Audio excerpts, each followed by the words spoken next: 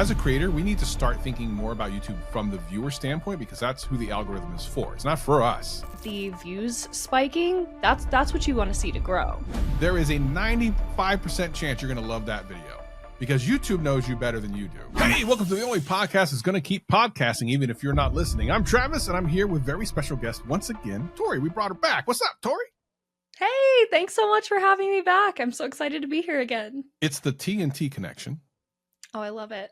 Something like that. T squared. T squared. And we're here to help you grow your YouTube channel, hopefully, and answer your questions as along the way that we do. Really excited to talk to Tori. Tori was on a couple of weeks ago. Did a good job. Thought it'd be fun to have you back. For those who don't know, who maybe missed that episode, Tori was one of the one-on-one coaches here at VidIQ, and now is really kind of in charge of the Discord and stuff. And if you are not familiar with what Discord even is, it's a great community. And Tori, why don't you tell them a little bit about what's going on over there? And by the way, it's free. There'll be a link in the description and the show notes to get into the Discord if you're interested after Tori tells you about it. Yeah, I would love it if you come hang out. It's basically a community of YouTubers where we can talk all things YouTube. We've got different channels for video feedback, thumbnails, and it's a great place to connect, meet people to collab with, and get some real-time human feedback on your next YouTube video. I run stages every week, and I have open office hours on Fridays if you are interested in getting a taste of what one-on-one coaching could look like. It's so cool. It's so fun, and it's free. Of course, if you use any of the services here, like on Boost or something, you actually get your own area as well. So it's very cool. Tons of creators that are there, and there's actually a channel for the listeners of this podcast called, I think it's called VidIQ Talk, I think is what it is. You can come down there and check it out, and I'm in there from time to time. We're talking about all types of shenanigans, as we tend to do on this podcast. Of course, this podcast helps you grow your YouTube channel. And we've been talking about a lot of things over the last couple of months and some really cool features that YouTube has implemented. And one of the things that I think I just talked about it recently that I'm really high on is the collab feature, which we use here on the podcast a lot. And we'll be using it in upcoming episodes because we have some really cool guests that are going to be joining us over the next couple of weeks. We're going to be using that feature for that. And then, like I said, I encourage people that if you have other people in your niche that you know, other channels, to use the collab feature. Have you messed around with the collab feature at all? I know that you have your own channel and stuff, and I don't know if you know anyone in your niche, but have you seen it or know kind of how it works? I have. I've actually started to see a couple of creators in my niche start using it. It's so cool. It's been cool to see them interact in the content, and I love seeing that it like shows up on both channel pages. I haven't used it myself, but I am really, really intrigued by the feature, and I think it's such a cool way to start making YouTube more fun and collaborative for creators, because sometimes it can feel really lonely creating, and I think it's such a great way that YouTube is facilitating us all to kind of come together. And one of the things that's really important about this feature, because it's funny, I was talking to a really large creator who's going to be on the podcast in a week or so about this feature. I was super pumping them up to them. I'm like, you guys need to be using this. And it's funny because they were like, so do we just use it on everything? And it made me realize I need to explain like when and where you use this feature and how you use it, because I knew it naturally just because of the way I think about it. But yeah, as a creator, we need to start thinking more about YouTube from the viewer standpoint, because that's who the algorithm is for. It's not for us. We get to kind of use it, but it's for the viewer. So when you saw these collab features on your, I assume on your homepage, probably where you saw it, and you maybe saw channels you've never seen before other than the channel that you knew, what was like your first thought when you saw it? And this is important because this is what your viewers are going to think the same thing. It's like, oh, there's this dual name thing. Now you kind of knew what it was, but like, did it make you want to see it more? Were you interested in finding out more about that other channel? Or, and be honest, like tell us about that. I actually found 2 new creators through collab videos, which I was so excited about. And I loved thinking about like the format of how it could be used within my space. It was so cool to see them in real time together and both filming together. And I thought it was such a cool experience that I haven't seen a lot in my niche until this new feature came out. So I think it's going to be a really great tool, and I'm excited to see more of it. And one of the things is if you are doing content or if you have an idea you're going to collab with someone, the question that came up with that other creator is like how they do it. And I just had to remind them that you're setting an expectation with the thumbnail, right? So obviously you're probably going to have the other creator in your thumbnail, and it's going to say in the name you and the other creator. So just to understand, like, that's what it looks like. But you also have to think from the viewer perspective, what are they expecting? So anyone who's a viewer of your channel expects to see you, which is fine. It's going to be on your channel, so they're going to see you.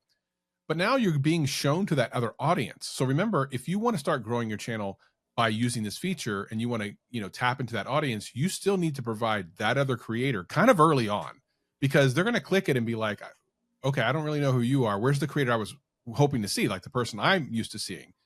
Just like you were, that you saw another creator you've never heard of before, but now like you're interested in them because I assume the video kind of gave you a little bit of both creators kind of interacting or something like that, right? Does that sound right? That's such a good point about like what the expectations with the packaging are set, because I've seen it done two ways and I thought one met my expectations more than the other.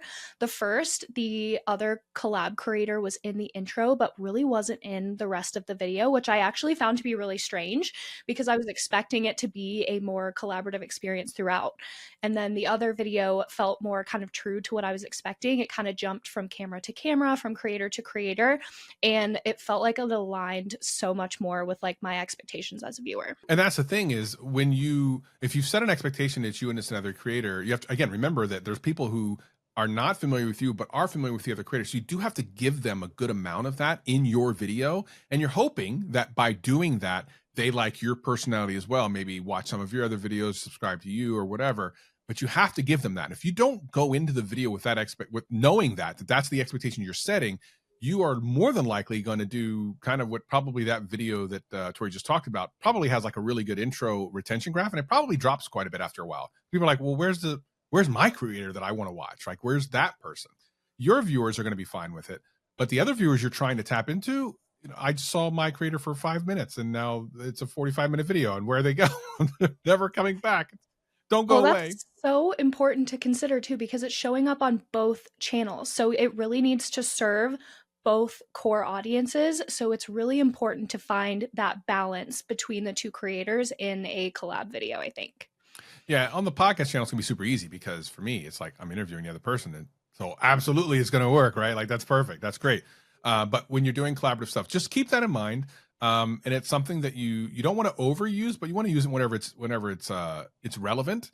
So when we do collab features for the VidIQ channel, anytime I have one of the hosts from the main channel is when I'll use it. So I actually won't use it on this video, but weirdly enough, I'm actually really curious how this performs, because our last podcast did really well considering we did not use the boost or the feature. It did really well. And I'm That's so curious to see now. exciting. I know after all that, It like was so my many. first podcast ever. That's right. I forgot you had never been on a podcast before. You did well. Like you did super well, which is great. Super excited about that. Okay, so anyway, some of you have heard this about the feature before. I just want to kind of put that out there again. It is a super powerful feature. It's one of the features that YouTube has put out that I'm actually excited about. So that's why I talk about it so much. Okay. All that being said, there's some new features that YouTube just talked about. They're launching on TV. And we've been talking about this for probably a year now, that TV is becoming very, very important to YouTube. And it should be important to you as a creator. And you have to realize that some of your views are going to come from TV. Some of the people that have written in have told us that a larger percentage of their viewership is now coming on TV. And how do you get ready for that? And one of the things that is very common, because it actually makes sense when you think about it, is the average view duration on television viewers is usually longer. And if you think about it, it makes sense. Like you're probably chilling, maybe you're eating, whatever your expectations are to watch something longer than on your phone. Like you might be watching a video in line to get something to eat at a restaurant, and you only have like 45 seconds before the waiter comes over or whatever, versus being at home, sitting in front of the TV or even your monitor, and you're just like, I have time. I have 20, 30 minutes to listen to. So getting your videos ready for longer content is one way that you can kind of get ready for that.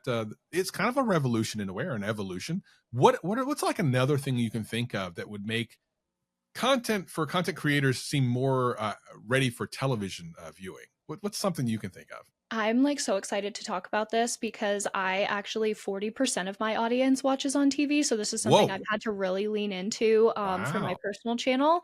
And length of video experience is definitely one thing. We talked about this a lot in coaching, but we have the lean in and the lean back experience. And with a TV viewer, you much more want to serve the lean back kind of experience. So you want to really hook someone really intentionally with the beginning of your video so that they do kind of sit back and kind of settle in for the rest of the content. And if you think about like how the TV interface works, I use my Xbox with the TV, but it is much more difficult for me to navigate. So when I put a video on, I don't want to be jumping from video to video a ton. And I think with TV viewership going up, I think quality kind of comes into play a little bit. So you definitely want to be filming in like minimum 1080p and kind of start thinking about the screen size that people might be watching you from. That also brings up another interesting subject. It's not something you always have to be concerned about, but it is something you should be aware of. Because people are watching things on TV, everything is kind of magnified and made a lot easier to see. And that could be a good or a bad thing. Like if you're an educational channel of some sort, maybe you're showing nature stuff, like you can really zoom in on something, people can see like the details of thing. That's great. But if you're like a gamer or something, you have a messy desk and you have like a bill laying on a desk that you never think about, and someone can zoom in and see your address, you might want to think about that. Let me tell you, I do a desk look every single time I'm about to shoot something. I'm like, where is something that says my name, my address, something, because people will find that stuff and do weird things. So you got to think about that a little bit more critically. And that won't affect most of you. You're like, yeah, I know, it's fine. But just think about the back corner. That's why my background's blurred. You don't want to see nothing back here. You don't I want know, to see right all that. before we started recording this, I was like, I need to clean up my office. Yeah, he's like, I don't want to see all this. I don't want to see how I really live. Yeah, it's something to consider, because on a TV, again, it's going to be clearer and easier to see. There's another thing that YouTube just announced because of all of this. Some of the things they're going to do, one of them is AI upscaling. Now, this is a good thing. Some people are thinking, oh, you hear AI and you start to go, no, this is yeah, it's like, but it will take like older videos that are some that are less than 1080p and some that are 1080p and upscale them up to closer to 4K, which is great because, and by the way, they've done this for years. They've done it on music videos. I don't know if you've noticed this. Like I music didn't. videos on YouTube, they're like 15 years old that were only ever in like 720p or been upscaled to 4K, and YouTube did it. There was an article about it like a couple of years ago when they first started doing it. So I think they're going to use that same technology and use it for regular YouTube videos. And that's cool. Again, be thinking about the things that are, in your shot to go, do I want that? I don't know. I don't know if people want to see that in 4K. But the really cool thing is, because of this, they're upping the size for thumbnails from 2 megabytes to like 50, so that 4K thumbnails can look really good on screen. So that's coming, where your thumbnails don't have, you just do a thumbnail in Photoshop or whatever, and you're like, I got to upload it again because it's 2.5 megabytes. No longer. It's like 50 megabytes going forward. That's crazy. Okay, that's like my favorite thing I've heard today. I'm actually so excited about that. It's such a crazy thing because there's been many times where I'm like, this thing's only 3 megs, and I didn't realize it when I uploaded it. And it's such a pain to re-upload it. But yeah, because they're going to be on TV screens, you need to have higher resolution, so you can start doing those 4K images with a lot more clarity. Doesn't mean you have to, by the way. Just means that you have the option to. I think that's so great. I have that problem literally all the time. It's always like 2.1, and I'm like, which isn't big. It's very small. Like 2 megs. I'm curious your thoughts on utilizing playlists more with TV viewership. I've started to do this a lot more with my content because me as a viewer, I love to have things just kind of on in the background while I'm doing stuff around the house, and my TV will just like keep playing videos. Yeah. So I've been working on like building out a lot of playlists with this in mind, so that if somebody does click into one of my playlists, it'll be my channel that just kind of continues to play on the TV. And I thought this would be like really great to lean into for watch time. Absolutely. Those, and like a very targeted end screen element for one particular video, especially if you're talking about it. So the other thing, playlist, 100% sure, like 1,000% absolutely. There used to be an option where you click, I think it was called official playlist, and then you were locked into that playlist. I think now for the most part you stay in there, but I do know that some playlists you can actually get out of the channel even in the playlist. But regardless, like, yeah, playlist 100%. But one of the things that I talk about for every single video, no matter what it is, and it would work great in a playlist, is to target a video within that video. So if we talked about this with, I think, the chocolate cake and the icing and stuff, right? We've had that conversation. But like basically, you have the video where Tori has her baking channel again. She's doing it again. It's crazy what she's able to do. You've I know, right? Given me quite the sweet tooth this month, Travis. So many parties and stuff. And then did we do that on the Discord? Is that where that came from? I Yeah, realized that was on one of the Discord yeah, it stages. wasn't on the podcast. So now I realize the podcast channel has no idea what I'm talking about. But Tori threw a party and then she clogged her toilet with all these great chocolate cakes. It was crazy. It was a crazy time that didn't actually happen. But yeah, so anyway, having a target video. So like, for example, the video is about baking a chocolate cake. Your target video could be, you had an icing video maybe 3 months ago that you made. So at the end of that video, you go, I just showed you how to make the most amazing chocolate cake, but I have a video right here that shows you how to make the icing. So it's a natural transition, and you can start, targeting people to specific videos. It's also a great little tip if you have a video that did well or did okay, but you think maybe should have done better, or is a good video, and because it's older, it's dead. Targeting that video on a newer video can get it, give it some more life at times. I think this is like such an underutilized strategy. I feel like a lot of times I see creators using the end of a video like, subscribe. Right. And I feel like that's like such a waste of a call to action, because the best viewer signal that you can give to the platform is for somebody to binge watch your channel. 100%. So I think that's like prime real estate to pitch another video on your channel. And then after 2 to 3 videos, that person's likely to have built trust with you and subscribe anyway. Yep. So it's kind of hitting 2 birds with 1 stone. And there's the thing of being subscribed but not subscribed. So there's this channel I'm kind of obsessed with right now called Nomad Push. It's this homeless guy in Japan who's just traveling Japan. And it's such a great channel, very wholesome, just super fun and funny and just really interesting. And I'm into Japanese culture anyway, so I was kind of a sucker to get into it. I'm just like, oh, I got to watch all this. And I realized the other day I'm not subscribed, but I've been watching hours of his content. It's because YouTube doesn't need you to be subscribed to give you the content that you want to watch. It's going to just pop it up. And by the way, I found this channel because of the YouTube algorithm. I think this is really important. I've talked about this times in the past, but we have so many new listeners. I want to kind of explain this.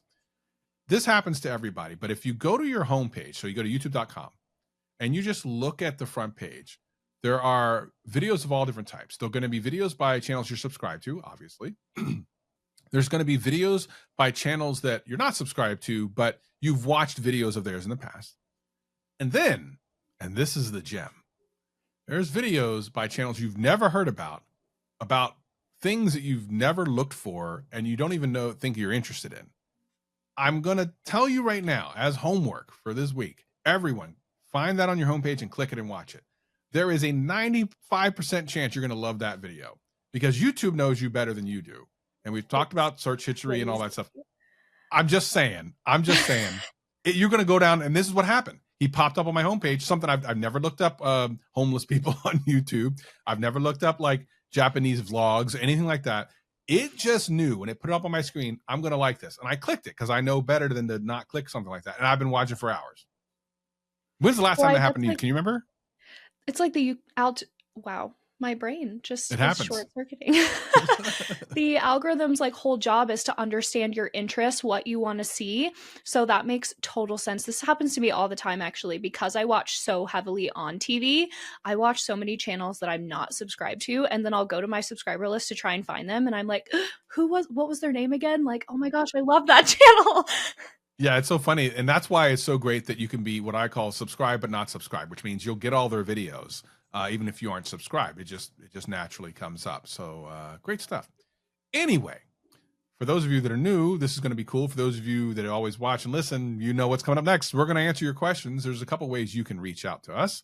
If you're listening to the audio only podcast, in the show notes, there's an option to send us a text message. And those are the first ones we're going to do. And then we'll get to the emails after that. I'm going to go ahead and show this first text message. And it says, by the way, it's a text message, so I don't know who the person is. It says, hey guys, I just started watching while I'm doing my main job for a month and a half ago, and I started my channel. I really haven't found my niche other than I like crazy weather and errands and car crashes. Just funny stuff. I was going to start a channel with the reactions I get from my main job of knocking on doors until I found out it's illegal to record in Florida without their consent. Yeah, it's probably not a good idea to do that. Eventually, I want to get to a channel where I travel the country doing adventure stuff and kind of like a daily vlog. But right now, I started with no tech experience or editing and none of that stuff. My videos have gotten much better. Could I change the name of my channel? Because I eventually do want to start another blog channel. But do you think, I think his channel is called No Soliciting LFMAO, is a good name for an entertainment channel. I was talking to my phone, I have a good one. So the long and the short of this question is he made essentially a kind of a randomish channel, decided that like I would like to record stuff I do for work, but I can't now. But they do eventually want to do this kind of adventuring vlogging thing. And should they change the name of their channel? I assume they're early enough in their video making lifestyle that they could probably change it to whatever they want to as many times they want right now, right? But what are your thoughts when it comes to channel names? Like, how important is it? How should you come up with one? And when you maybe should or shouldn't change? I think a lot of it kind of comes down to what your plans are for the future. If you plan to pivot pretty heavily, I would lean into something that's a little bit more broad that can kind of grow and change with you as a creator. But if you're planning on having these live on like two separate channels, I think you can get a little bit more niche on like what the channel name is. But I think it is important, like as your audience grows, that's going to be a name that they start to recognize and trust. So changing that, I think you should lean into making sure that your audience knows that that change is going to be coming, whether that's a community post, it's something that you mention. Because a lot of times if I see a new name or even a new profile picture pop up from a creator that I don't recognize, I'm like, oh, don't regularly watch that person and can scroll right past it. So I think there's an element of consistency there that could be important. But if you are going to be pivoting a lot, I would go a little bit more broad on a name so that it can kind of grow with you as you change.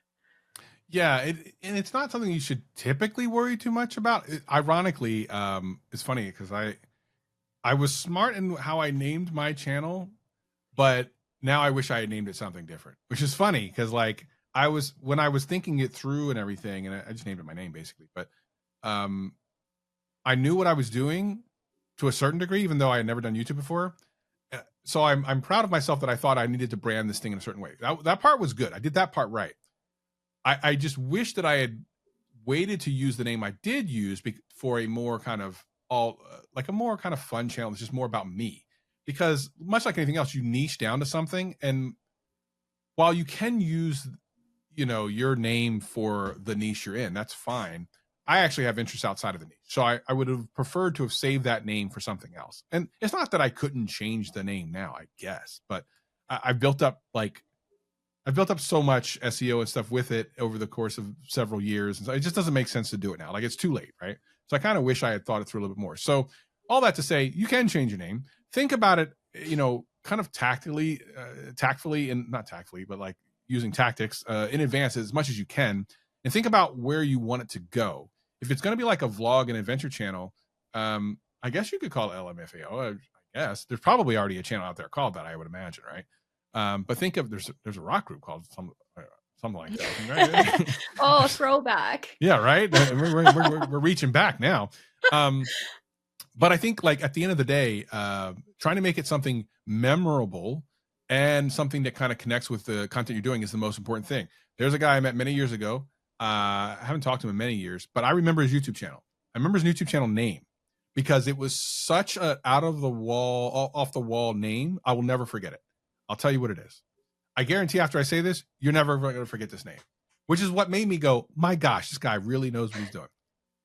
Metal for breakfast. How can you even forget that? How would you ever forget like that? a hook in and of itself, because now I'm curious. Like, what is that? Yeah. Does he mean like actual metal, or is it music, or like what's going on? Like, yeah, like what a great name. So, yeah, I think, you could be game player 3958, I guess, if you really wanted to be. Or you could be metal for breakfast, right? Like you could be something that's going to stand out and people are going to remember, because that's the other thing. You might, just like Tori said, like sometimes you watch a video and you're like, oh man, I wish I could remember the name of that channel so I could find it easy. This channel I've been watching, Nomad Push, pretty easy to remember. Like he's a nomad, and the push came from, he used to roller skate or skateboard. So I can remember that pretty easily, Nomad Push or pushing forward. Like I remember that. He makes it part of his videos. But if it's, gamer cool guy 8732, I'm never finding you again unless the YouTube algorithm brings you to. I'm never seeing you again. I'm sorry. Something I just thought of to keep in mind too is like how you spell things, because I've seen one creator that I'm friends with use a name and he used repetitive letters to kind of like brand it down a little bit. But the irony of what you're saying right now is not lost on me. I'm gonna tell you after you're done. Keep going. It was so incredibly hard for me to find him, and as soon as he like became more established, it popped up, quicker in the search bar. But early on, that's something to keep in mind too, is you want a name that's going to be kind of like easy to spell. You don't want to get too obscure with it, because then the search bar is not your friend.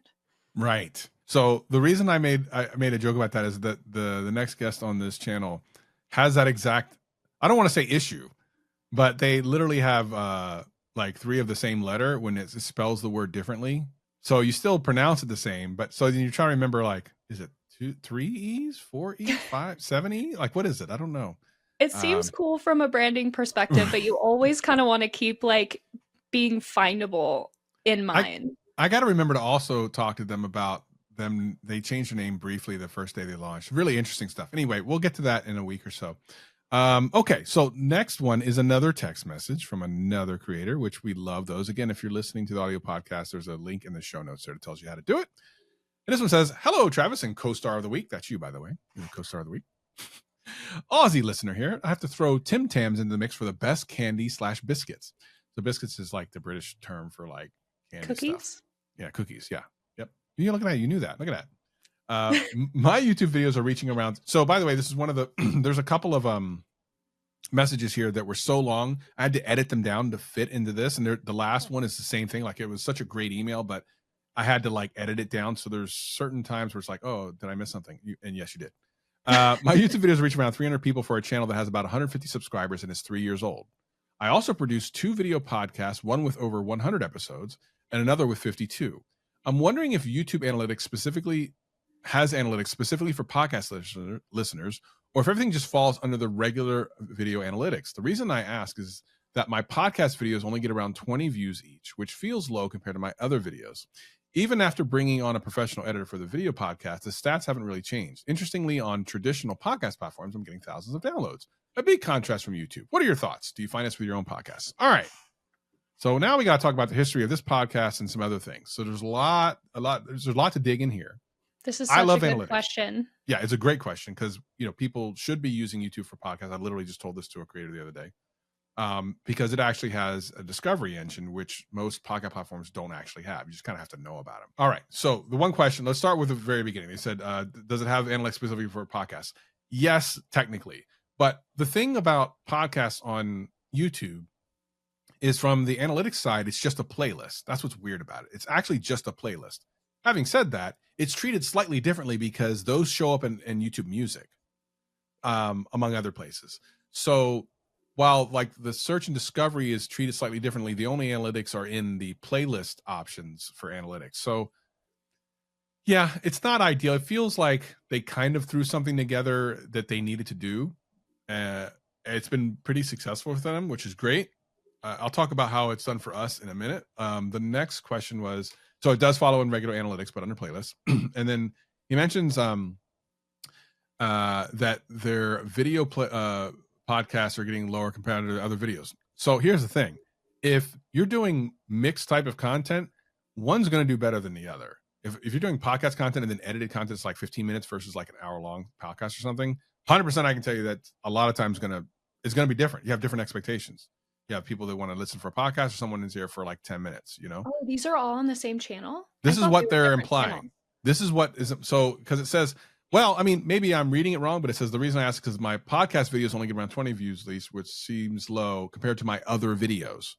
So it feels like they're talking about on the same channel. Although they did say they have videos, podcast channel, or have a channel with 150 subscribers, 3 years old. I also produce 2 video podcasts, but it doesn't say that they're doing it on a different channel. So I'm assuming this is all on the same. I'm assuming this is all on the same channel. So that's the question I'm going to answer. Okay. So yes, it will seem different because the viewership is different. So think about it like this. Someone watches one of your produced content that's shorter than a podcast. They like it. YouTube is right away, just like we talked about earlier, going to show them other videos, especially new videos that you put out. But now they're seeing an hour-long podcast or a 40-minute podcast or a 30-minute podcast, and they're not really interested. They're not going to click it. But then the people who watch the podcast, they're like, oh, I like the podcast, but I don't really care for the produced content. So when they're shown the produced content, they don't click on that.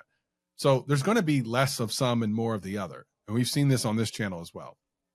So they said it really hasn't changed even with an editor. And that's why we have a specific channel for the podcast. That's why it's not on the main channel. something that I was kind of an advocate for a long time, is to not put the podcast stuff on the main channel because it's not the same audience.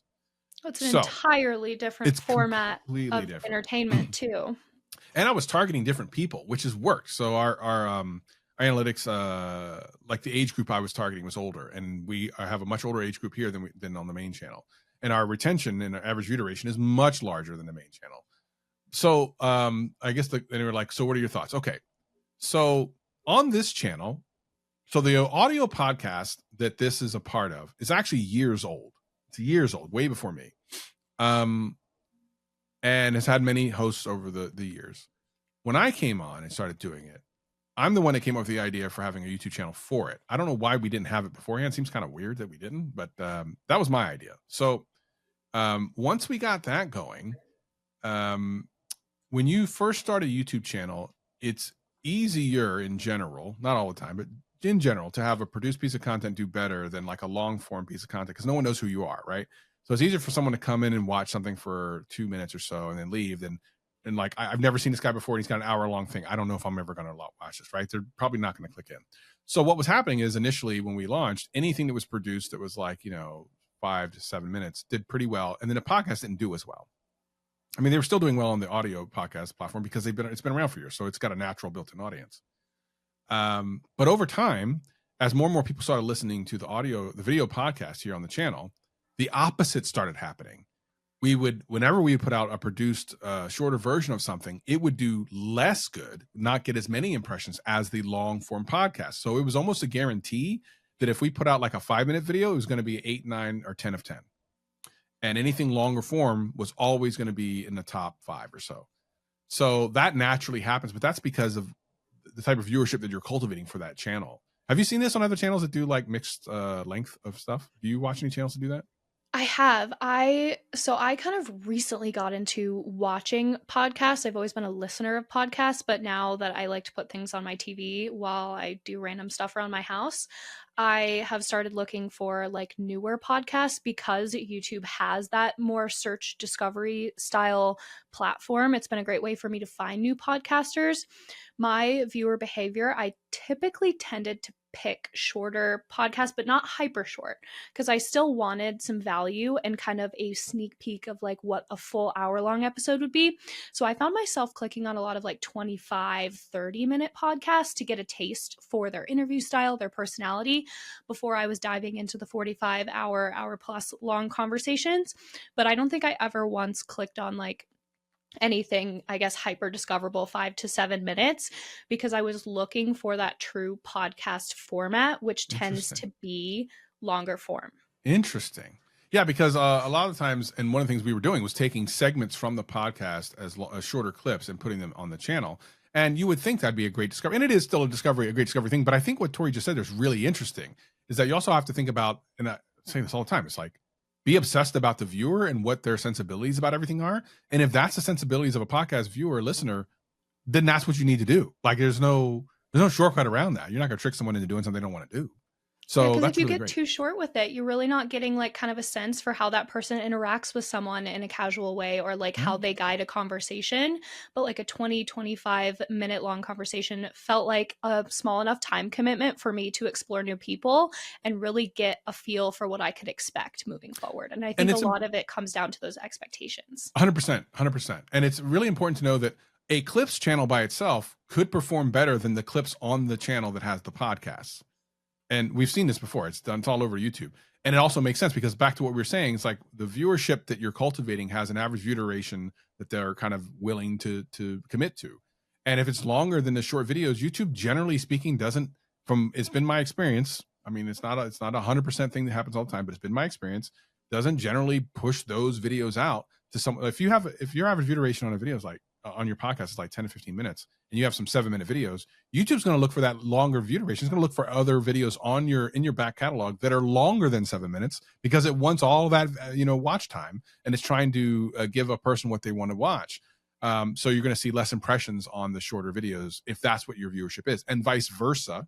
If your audience, and this is why we see this on YouTube Shorts channels that have like millions of subscribers, but then when they put out a long form video, they get like 2,000 views. That's the same idea. It's like people are watching, and what they're interested in is is within a certain kind of time period for the type of content they're watching. So yeah. I Yeah. almost wonder if it could like put you at a disadvantage to do a lot of those like hyper short videos out of the gate, because then you are kind of calling in and setting that initial Yes. expectation for like high impact delivery, Yeah. short punchy videos, and you're bringing in people with a lot shorter attention span. And I think Yeah. that could probably set those longer form videos that you're really relying on and love creating the most up for a little bit of stumbling out of the gate. Yeah, it's true. And again, you could still have a separate channel for it, but then that seems kind of like a hassle. I think YouTube eventually wants to be able to put everything on one channel, but they're still not quite there yet. Like they've done a good job of like shorts don't really impact long form much anymore. They used to when they first came out. Live streams used to negatively impact videos. Like they don't really, it doesn't really happen anymore. It seems like they've kind of fixed that. But I still think this is the thing that seems to still be universally true. It's funny because I had this exact we're going to talk about this in the next episode, but like had the same exact conversation with a creator yesterday or the day before. And, their videos were routinely like 25-30 minutes. And I was explaining them this exact concept. And I was like, if you put out a 7-minute video tomorrow, it's going to tank. It's going to be one of your worst performing videos ever. And they didn't even argue the point. They were like, yeah, you're probably right. Cause I think they even kind of knew, like subconsciously, even though it wasn't something they ever thought about, they kind of knew, which is why they were always doing these kind of longer videos without even knowing why they were necessarily doing it that way. You just kind of know after a while, you know? Well, I wonder if like too, it's like a subconscious realization. Like I, as a viewer, if I watch a lot of like vlogs, lifestyle content, if something's shorter than 20 minutes, I'm not clicking on it. You feel like you're not going to get enough out of it. Yeah, because I'm watching on my TV, and that means I have to like click buttons on my Xbox again in 15 minutes. But I don't want to do that. What are we talking about? I don't want to do that. So true. So good.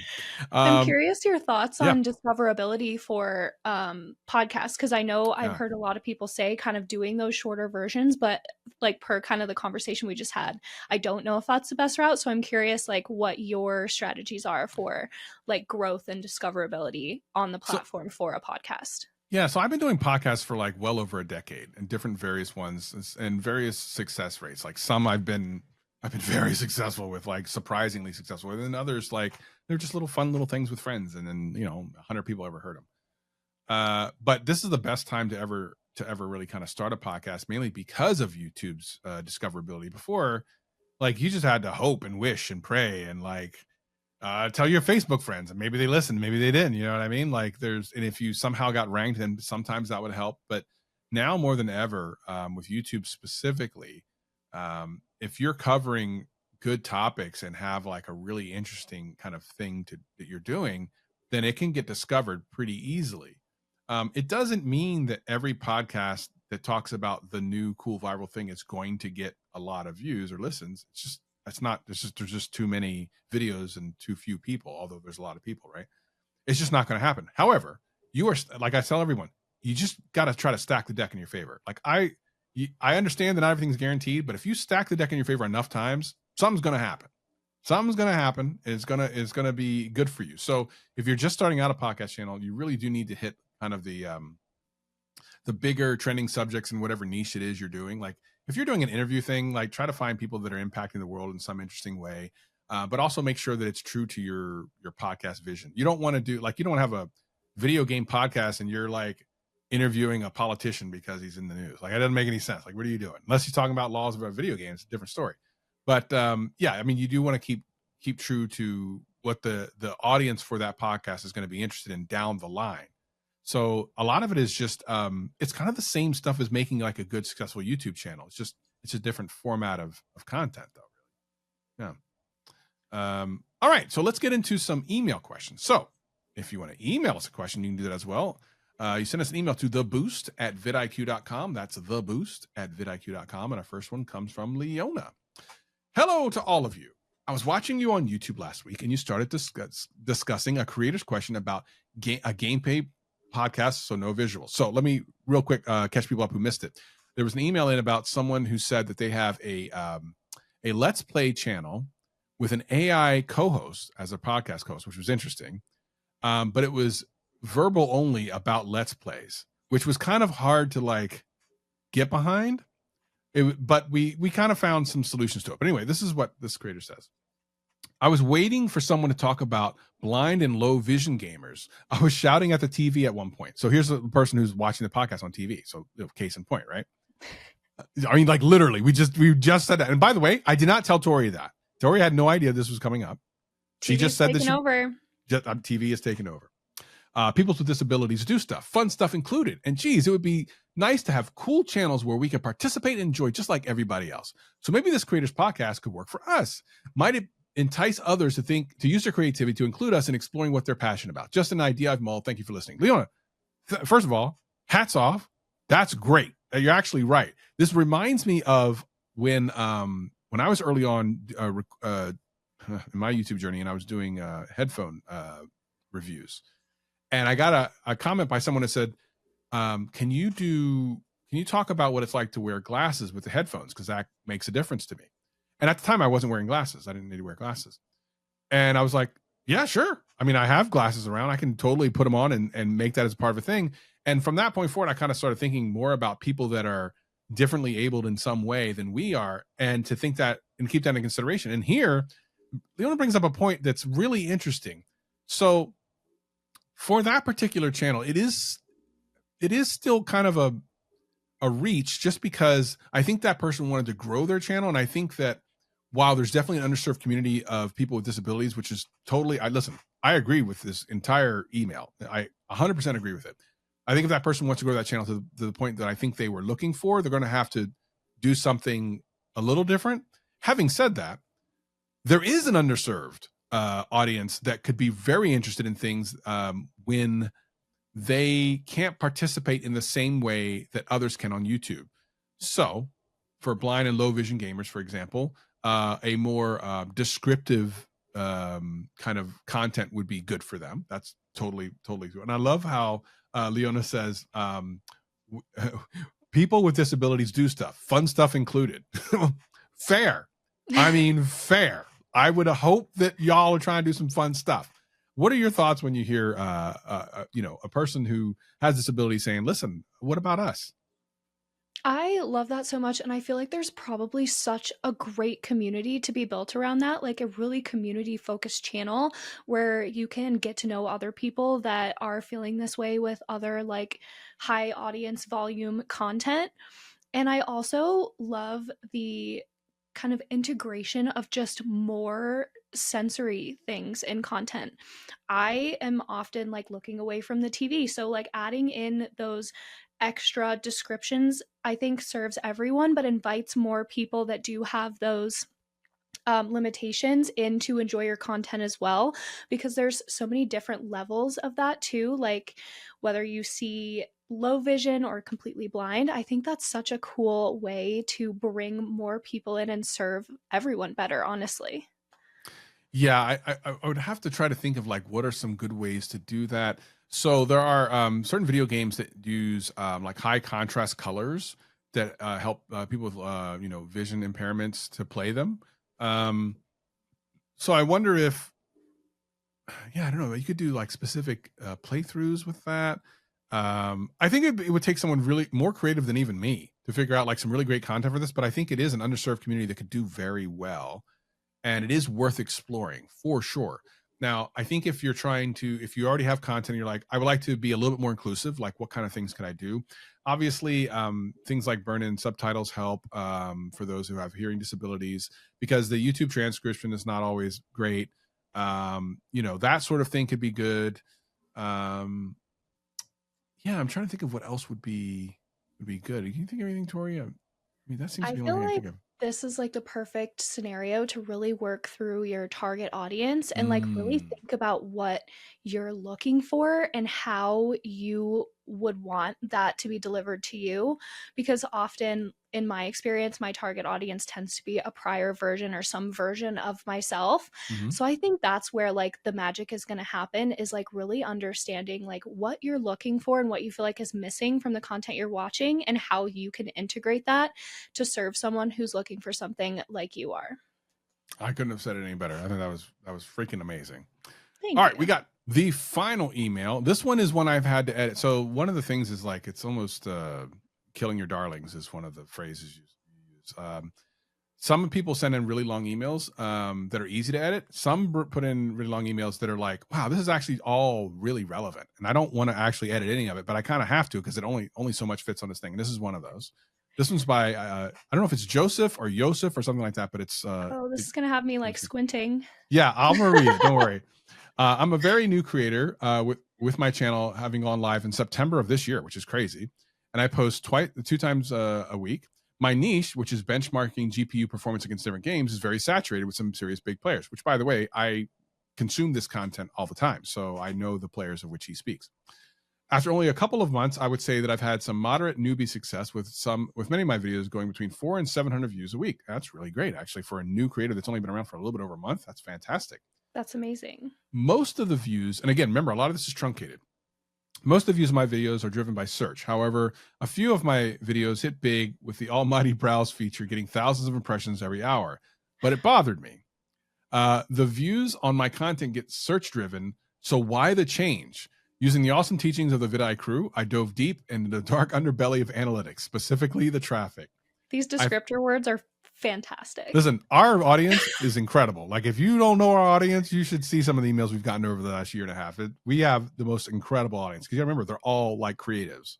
I found that the traffic for this one particular video was coming primarily from the browse feature. So I wouldn't call them useful views with an AVD under 2 minutes, which, by the way, I'm just going to say before I get into the rest of this, actually, those are the best views, is browse, indicating the wrong audience was clicking the video. Search ranked in second place, but it was a distant second compared to browse, and its AVD was well over 3 minutes, typical for my channel. I was devastated. What's the point of high views if it wasn't for the right audience? During the testing of the game, I found that certain setting broke the game, but this was much later in the benchmark run. So I titled my thumbnail, "Does FSR4 break this game?" I felt bad. It might not have been clickbait, but I decided it was misleading to the full content of the video. So I quickly changed the thumbnail to a more representative of the content. And this drove analytics back to expectations. So I'm left to wonder, should I just have left it alone? And then he kind of talks a little bit more in the email about like the back and forth and stuff. But I think this brings up a lot of interesting things. Whose analytics do you want? The ones that you're used to and that you like, or do you want to grow? Because those might be different. The fact that he changed, I thought this was interesting. He changed everything so that it went back into analytics he was used to, not into analytics that gave him more impressions, which to me is the opposite of what you should be doing. Like, right? Analytics that scare me are my favorite ones. Those are the best ones. They're the bestest ones.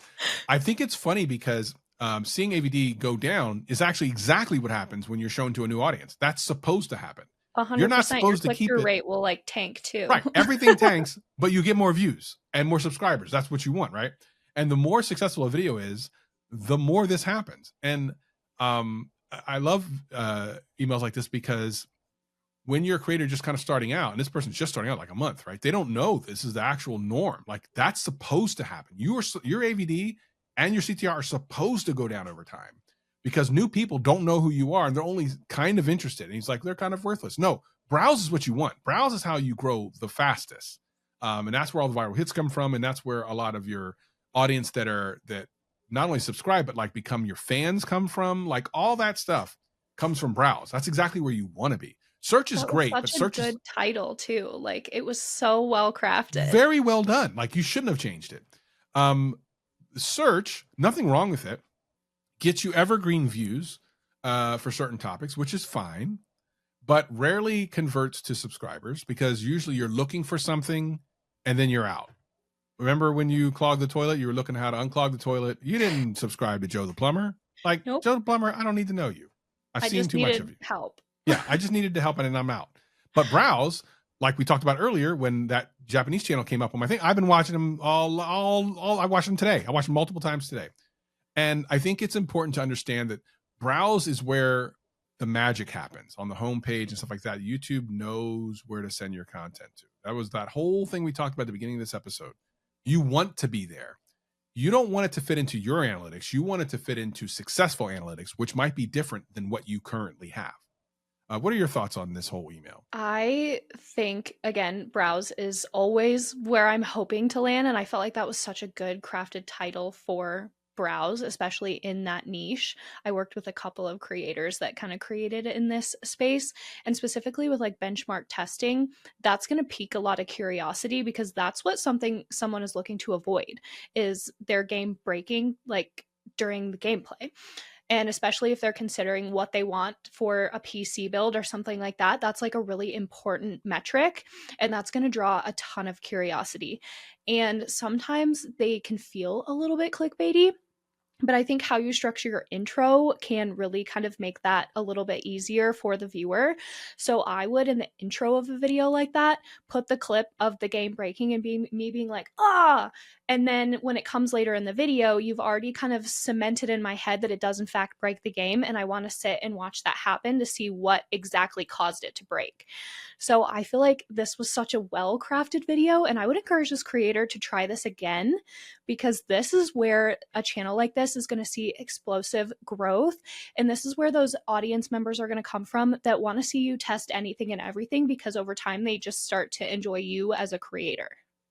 Yeah, it's funny that he ended up nerfing his whole video by putting a thumbnail and stuff that probably had him get less impressions, and probably he said his AVD. I guess his AVD went back up, but it's like, yeah, I understand what you were saying about feeling like they're empty because he saw AVD go down, but that's what's supposed to happen. So, and again, new creator probably didn't know that. You saw the success of YouTube, you just didn't know that that's what it looked like. So, well, and a lot of times we think that those metrics are super important for a video success, like high right. AVD, high click-through rate. So when we see those tank, like, of course, we're like, what did I do wrong? This isn't working. But really, when you hit browse, that's so normal. And the views spiking, that's what you want to see to grow. That's what you want. That's literally what you want. That's all the good things come from that. Yeah. So I would encourage, yes, I would the question, did you do it too quick? Yes, I think you did. Let things rock. Learn the ups and downs of YouTube, because you still got a long way to go. There's a lot of like weird things you're going to learn through the process of this, and seeing click-through rates and AVDs go down is normal as YouTube tries to find a new audience for you. You don't want just the audience you have. You want a new, larger, and hopefully more cool audience as well. Like, so yeah, I love this question again, because it's something that we've talked a little bit about, but probably not in depth, of saying like, oh yeah, that's right. You should see things go down. Like, that's fine. As long as views go up, everything else goes down. That's okay. That's totally okay. It's fine. It's fine. Well, and it's just kind of like reminding yourself like what your goals are on the platform. If your goals are to grow, like that's what you're looking for. So sometimes those down arrows like that show on your like main analytics, like nobody likes to see that, but sometimes that's a good thing. So always reminding yourself, if growth is your focus, that high view counts and subscriber conversion is what you're shooting for. And also, just because a video out of the gate tanks doesn't mean it'll tank forever. There's tons of videos that started out like a 10 of 10 for months that have gotten ridiculous amount of views. Especially on new channels. Like the last time I was on the podcast, we talked about that one that I put out that was a stinker for like 3 weeks before it took off. That's right. Is it still going? What's going on with your content now? Is it? It stalled out a little, and I've kind of let that channel die, but I did the content wall on my main channel, so now I'm going to try the content wall, because I saw success with it on that channel, and see if I can bring it back to life. Oh, very cool. Very excited about that. You have to come back with us and tell us how that went in a couple of weeks or a week or so, and tell us how things are going. Yeah, I would love to. So if y'all like Tori, as you should, there's a link in the description in the show notes so that you can go check out the Discord where she is every day, except for not weekends. You can go chat with Tori and the literally thousands of creators that are in Discord, and just kind of learn some stuff 24/7. And I'm, like I said, I'm in there in the podcast channel room. Plus, I did a stage recently, which is why we were talking about these jokes that Tori and I did a whole stage this past week. And that was fun too. And I'll be in there from time to time as well. So make sure you check those out. And there's other links in the description if you're interested.